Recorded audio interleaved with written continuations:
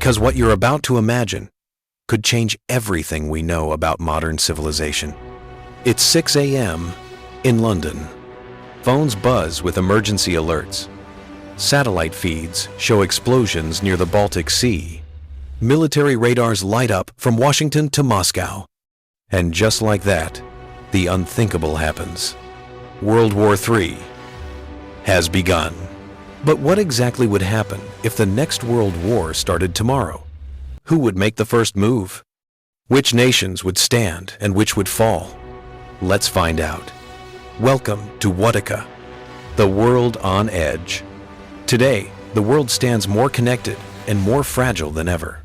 Superpowers stare at each other across invisible digital frontiers. The United States holds the largest military footprint in history, with bases scattered across the globe. China rises rapidly, pushing its influence across Asia and Africa. Russia remains a nuclear powerhouse with vast missile capabilities. And Europe, unified under NATO, tries to balance diplomacy and defense. Add to that the tension between India and Pakistan, the disputes in the South China Sea, cyber espionage, energy crises, and you get a planet sitting on a powder keg. All it takes is one spark. It starts quietly. A cyber attack takes down communication grids in Eastern Europe. No one knows who did it, but fingers point fast. NATO accuses Russia. Russia denies it. Meanwhile, in the Pacific, a U.S. naval drone is shot down by a Chinese destroyer. Both sides call it self-defense. But within hours, fleets are mobilizing. NATO calls an emergency meeting. China puts its navy on red alert. Russia deploys missile systems near its western border. And before sunrise, the first missiles fly. World War III has begun, not with a declaration, but with confusion. The first 24 hours. Within the first hour, the skies are alive with hypersonic trails. Satellites detect hundreds of launches, most defensive, some not. Governments cut off internet access to prevent panic. But it's too late. Social media floods with fake footage, false alarms, and live explosions. Markets crash. Oil prices skyrocket. Major cities, New York, London, Moscow, Beijing, all go into lockdown. The world is at war, and no one even knows who fired first. Planes are grounded. Borders close. Military command centers go underground. Civilians stock up on food and water, not knowing what's next. The first week, day 1 turns into day 3. Power grids in Europe start to fail after massive cyber attacks. Airspace over Asia becomes a no-fly zone. Internet traffic slows to a crawl. China enforces a blockade around Taiwan. Russia advances westward, claiming it's protecting its territory. NATO mobilizes troops to Eastern Europe. The U.S. sends carrier groups into the Pacific. Missiles rain on air bases, not cities, at least for now. Both sides avoid nuclear weapons, but the world knows how close they are. Every country scrambles for resources. Each superpower plays a different game. Run dry. The United States focuses on global control and fear sea routes becomes open, the most powerful satellites alive, and nuclear weapons on standby. It tries to lead with air and naval dominance, avoiding a land war. Russia uses hybrid warfare, cyber attacks, misinformation, and limited missile strikes to force Europe into negotiation. China strikes swiftly, taking control of the South China Sea and Taiwan before the West can respond. Europe braces for energy collapse.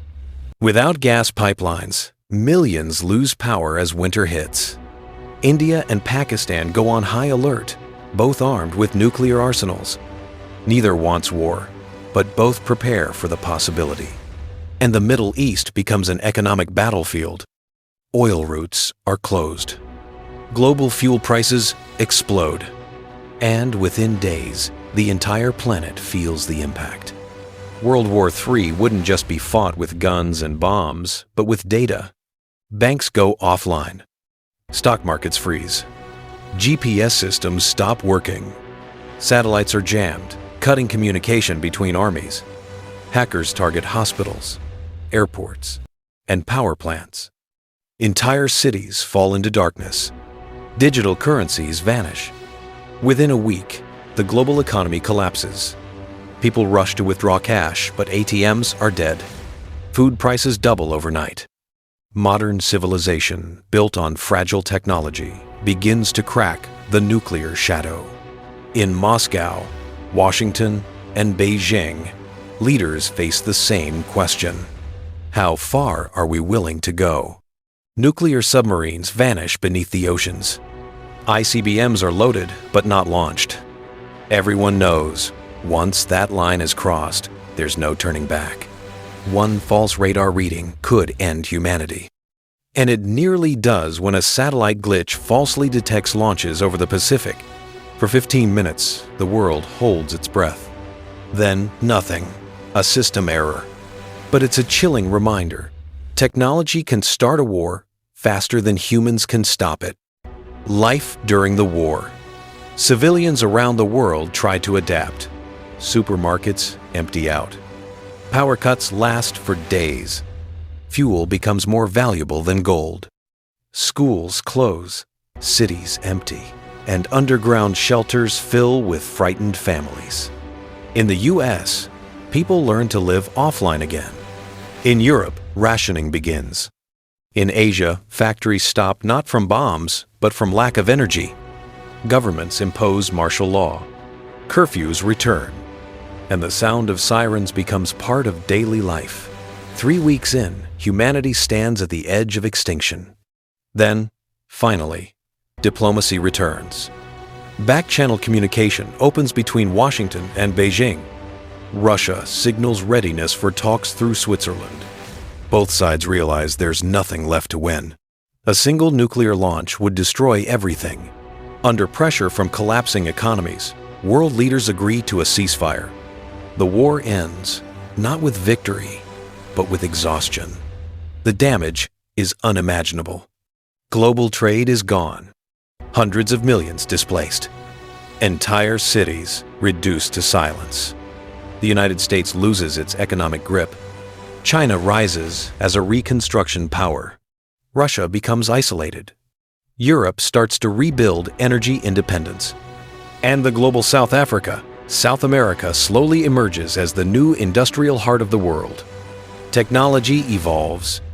AI replaces lost workers. Solar grids rebuild energy networks. But the scars remain not on land, but in minds. World War III wouldn't be a battle for territory. It would be a war for survival. The real front line wouldn't be on land, sea, or sky, but in data, energy, and truth. And the greatest defense won't be missiles.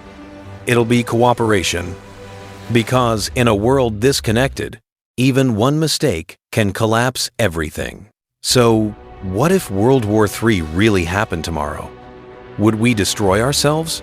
Or finally learn how fragile peace truly is? Maybe the real question isn't what if war begins, but what if we never learn from the last one?